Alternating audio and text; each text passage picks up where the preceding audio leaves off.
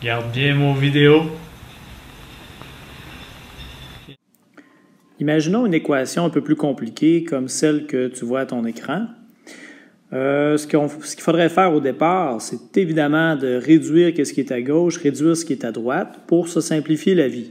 Si on oublie de réduire, on peut obtenir quand même la bonne solution, sauf qu'on va avoir considérablement plus de travail à faire. Si on voulait annuler toutes ces opérations-là, vous imaginez qu'il faudrait travailler assez fort.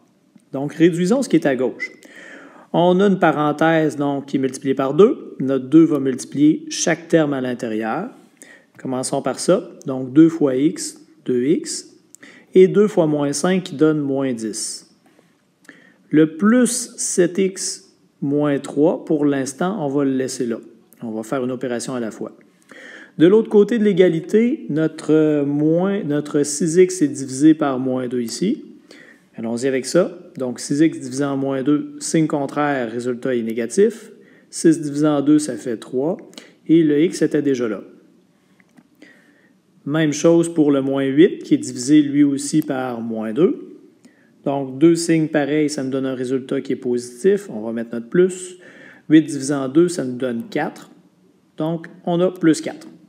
Et le moins 5x, lui aussi, était déjà là dans notre équation de départ. On le réécrit tel quel. Étape suivante, on a des termes semblables à réduire. Donc, 2x plus 7x, ça nous donne 9x.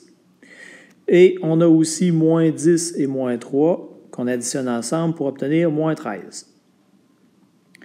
Même chose pour l'autre côté de l'égalité. On avait moins 3x moins 5x qui va nous donner moins 8x. Et le plus 4 qui est tout seul comme terme constant, on le réécrit comme ça. Donc là, vous voyez que ça ressemble à une équation qu'on a déjà vue avec des x des deux côtés comme ça ici et des nombres aussi des deux côtés. Comme on a déjà fait, on se débrouille pour avoir des x simplement d'un côté et des nombres de l'autre. Le côté n'a pas d'importance.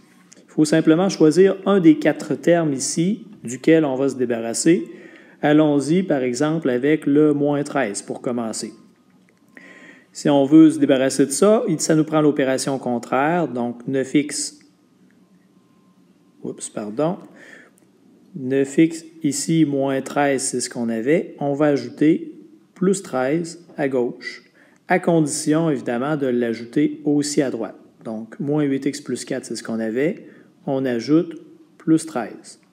Toujours, il faut vérifier qu'on a bien ajouté la même opération des deux côtés. On réduit. À gauche, il va nous rester 9x tout simplement parce que le moins 13 plus 13 ici s'annule. À droite de l'égalité, notre moins 8x reste là encore. Et 4 plus 13 va nous donner 17. Donc, plus 17. On met notre plus parce que le 17 est positif. On avait 4 termes juste avant ici de faire notre opération. Maintenant, on en a 3 seulement ici. C'est un bon point, on avance. Mais on se rappelle qu'il faut avoir des variables d'un côté, ici, et des nombres de l'autre. Donc ici, ce qui va nous faire avancer, ce serait de se débarrasser du moins 8x. C'est ce qu'il faut faire.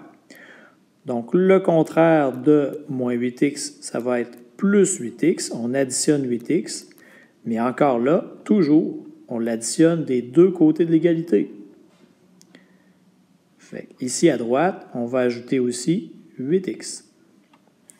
Ce qui fait qu'à droite, moins 8x plus 8x, ça va s'annuler. Tout ça va disparaître. Il va nous rester simplement que le 17. Et du côté gauche, 9x plus 8x, ça nous donne 17x.